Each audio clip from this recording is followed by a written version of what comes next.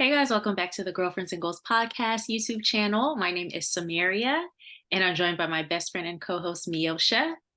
And today we are talking about the list that women, usually women, I've never heard of men talk about a list, but usually women write before they find a significant other. So make sure that you guys give this video a thumbs up if this is something you're interested in, and comment down below what your thoughts about the list are. Okay, so to kick off this little mini podcast episode, hmm I'll tell you guys how I came up or how we came up with this idea.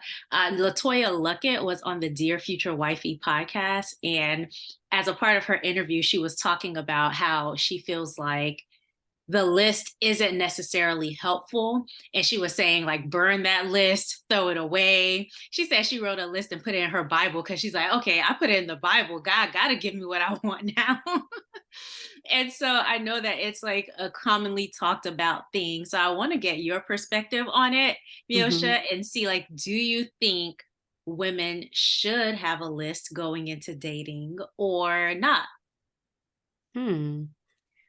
I think that it's okay to have a list going into Okay. dating. I don't know if I feel comfortable with saying that you should Hmm. because nothing's guaranteed. I think we can make a list about a lot of things in life, even Hmm. aside from dating, where it's these are our desires, but I don't know if you writing it down and sticking to it, I don't know how much that'll affect the outcome of it. Yeah. So I'm going to say I think that it's okay to have a list. What about you?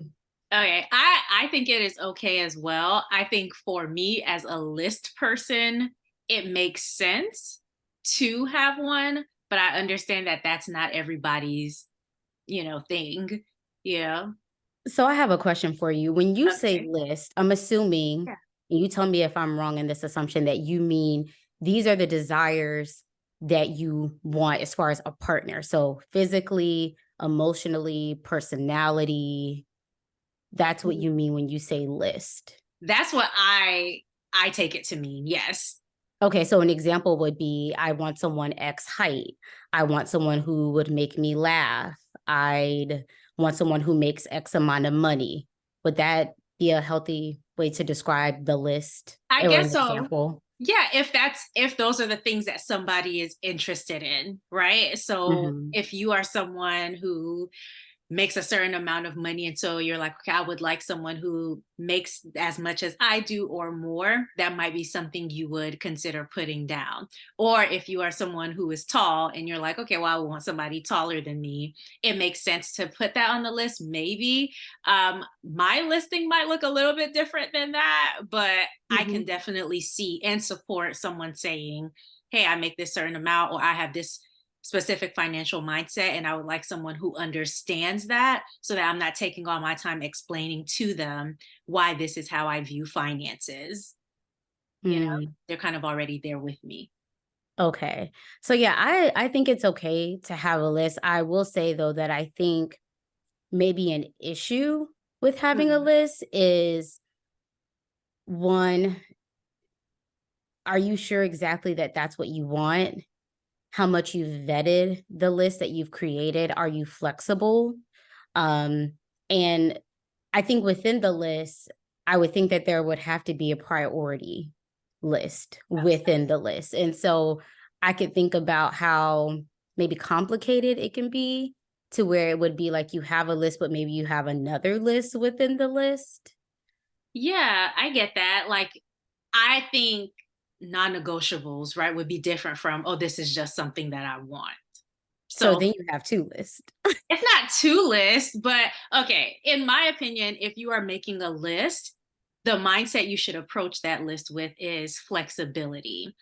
And not flexibility in the sense that, oh, well, I'm just going to accept any old thing that isn't reflective of, of my list, but flexibility in that, okay, this is who I know myself to be, and this is what I think, this is the type of person I think will match me well. Mm, Now, there are a lot of things about ourselves that we might not be aware of. So, you might have friends or family fill those things in for you. But I think it should always be approached with some level of flexibility, because you never know that you might get something that's an even better match. So you sitting here and being like, oh, this doesn't one to one match what I've written down, I don't think is the most productive use of a list.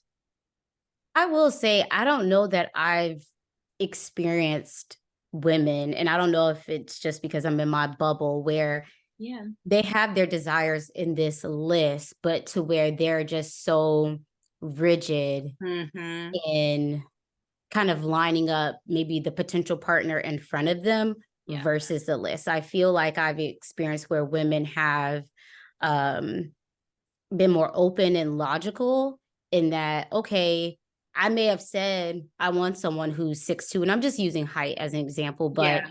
this person is 6 feet tall. So I don't know. I haven't seen where they're like, oh, absolutely not. Hmm. You're crossed off the list because you missed it by Inches 2 inches. shorter. Yeah. Yeah. Or even if it was a personality trait where maybe you really want someone who will make you laugh and who you deem is funny, but then Hmm. they meet a person where it's like, okay, well, I don't laugh at all their jokes, but I, for the most part, can enjoy their sense of humor.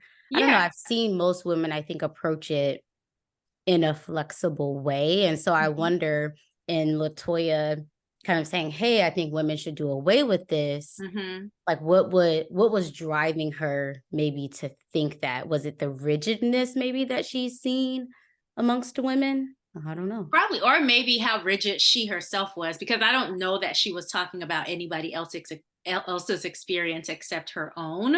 So I Mhm. think maybe it was her being rigid, in that you get these certain ideas that maybe society has put in your mind, right? Like, oh, this is what you should want: tall, dark, and handsome. But what if you somebody who's a little light skinned, like, you never know. You never know. So I think just being flexible, and not to have like a list in a list, but definitely there's a number one priority. So, like, say for me, if I were making a list, religion might be the number one priority, because it wouldn't make sense for me long term, I think, to date someone who didn't share my religious perspective. And then number two might be, I don't know, like family or culture, so you have your non-negotiables, and then you have things where it's like, okay, this is what I really want, but can I go off a little bit, like, okay, I would prefer someone who is like West African. Mhm. What specific country does that matter? Where's the rank in the countries? I'll speak personally. I had like a rank in the countries. Of course, my country being number one because that's where I'm from. Mhm. But I had some other like preferred countries as well. But at the end of the day, if it was someone who was South African, I would have been like, oh, okay, maybe, if they Mhm. are, again, treating me well, and they have this religious background and care about family and all those things. So I think you have your list, and you're always keep that list in the back of your mind, not to measure everybody by it, but just to like ask yourself, are these things even still important to me? Like, Mm. the list, in my opinion, shouldn't be a rigid thing. It should be something that's a little more dynamic, where you're checking in with yourself. Like, are these still the things that I want? At 21 years old, I made this list. Now I'm 28. Mhm. Do these things really matter to me? Have I grown out of certain things and grown into others? Like, you should always use it as a checklist for yourself to examine what it is that you want. Yeah. I think on the non-negotiables, I think it's okay to be rigid. Oh, If yeah. you deemed it as something, you mentioned religion, but there's a list of other things where if you just don't feel like it would align with your lifestyle or whatever it is, I think it is okay to hold to being rigid on those things. And I think sometimes women can experience being encouraged to not be so rigid on certain things that are of high importance, just so that they can increase the chances of finding their partner, being partnered, Yes. married. But as you said, you should get to know yourself and what you value and what's most important, and Mhm. hold true to those things, because I think longevity in the relationships that you would potentially be in would be of most importance. And do you really want to increase your chances? Like, I get it. I get it. It's a numbers game. So you want to have as many possibilities. But at the end of the day, you're only looking for one person. So it's like, okay, if this particular thing is important to me and it narrows down my dating pool, perhaps it's so important to me that I'm okay with a more narrow dating pool.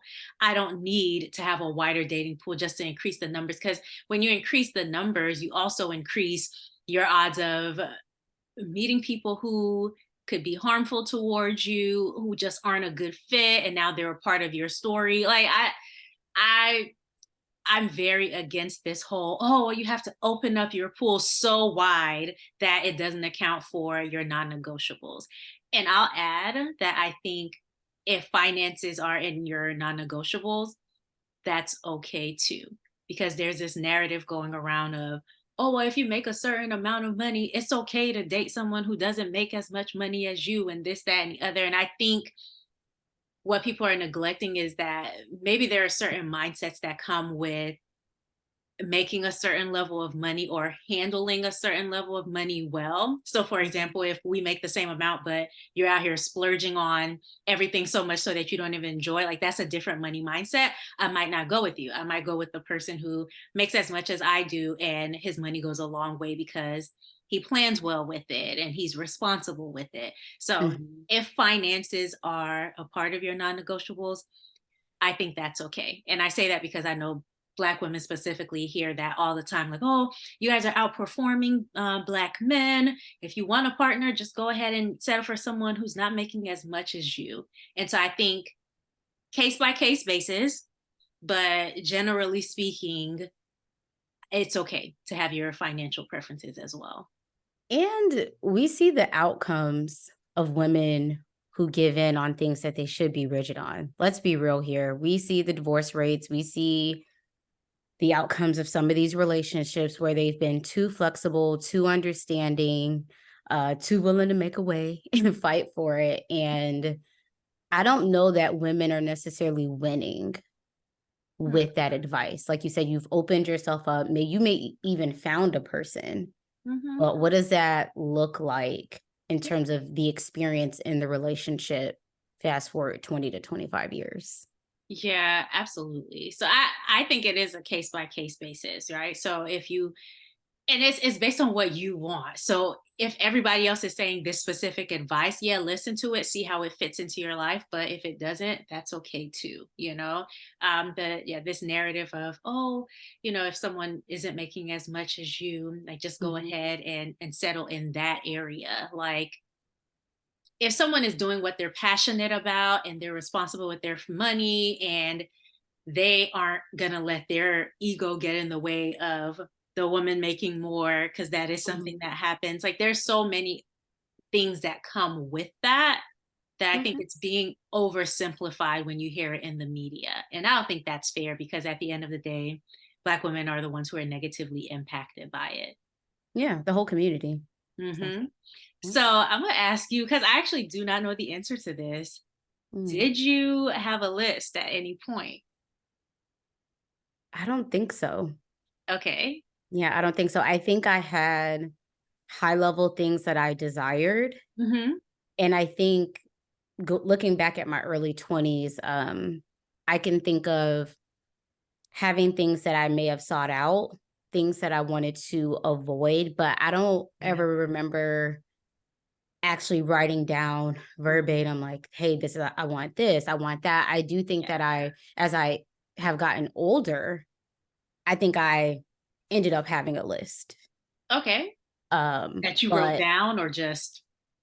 just things that I knew if I were going to marry a person, I Mhm. would have to want to see present. I had things where I felt like I could be flexible on, and Yeah. things that I knew like, this just is not going to work. So I think even in my early 20s, I think part of me just dating and having different experiences Mhm. kind of led me to that, even Okay. though it wasn't like a conscious decision or action uh to like make it plain. Mhm. Yeah. What about you? I Yes. So for most of my life, no. But like you said, I had like an idea in mind. But I think maybe it was like 2019, I began journaling, and Mm, that started me in the habit of writing so many things down and just like documenting how I was changing, how I was maturing, how my relationships, with like friends and family were progressing. And so, now that I was writing a lot of things down, I think maybe in like I would say maybe towards the end of 2020, I mm, started to write some of those things down. Like, okay, mhm, it'll be cool to just write this down so that I can have it and see, like, once mhm, this happens for me, if I'm actually like out here interacting in ways that I've written down, like if I'm actually seeking out the things and attracting the things that mhm, are most important to me, like what am I saying yes to if I've written these things down and then I meet someone and accept that person in my life who's none of the things that I wrote down. mhm. That means that maybe I'm not as focused as I need to be or as intentional as I need to be once I'm out there, even though I know what's up. So yeah, I did start writing things down. Again, for me, it wasn't rigid. I think I just started to see like the type of person who would align well with me and writing those things down. But it wasn't Mhm, like oh, I have to go out and only talk to the person who meets this criteria and only, mhm. like if someone tried to talk to me, oh, well, he's not this or he's not that. So I can't speak to him. Like I wouldn't operate that way. Maybe this is a stretch, but I think the idea of the list, I think, is something that comes with experience and maturity. I wonder if Yeah. younger women in their dating experiences are as intentional about creating these lists Hmm. just because they maybe haven't had enough experiences. Like, I think people want to be treated well, but I wonder, you ask maybe a 22-year-old, okay, well, what are you looking for in a relationship or in a partner versus a 32-year-old Yeah. versus a 42-year-old? I'm curious to see like how that develops Like over time. what Like I does have my own life experiences from, mhm. my early 20s until now. Um, and as you said, like we're always evolving and changing. So like what Yeah. would that even look like, in my 40s one day? So Correct. Like treating you well at, I don't know, 22 might look a different way than what you think treating you well looks like at 32. Um, exactly. yeah. And then I think the list does need to evolve as your experiences evolve too, because Mhm, you might have thought, oh, I want someone who is I don't know, I want someone who's very like strict and about his business and a no nonsense person or whatever, until you see how that plays out in mhm, in the like maybe influencing or commenting on ways that you're not like them. So mhm, I think you know what you want, and then it takes meeting different people to establish, okay, this type of person might not gel well with me, or this type of mhm. person does. We just get along really easily, and that's something that I might enjoy in a future partner. So, yeah. Yeah. All right. All right. Well, you guys let us know your thoughts on the list in the comments down below. And we will see you guys tomorrow for another, I guess, Vlogmas style video. Until next time, bye. Bye.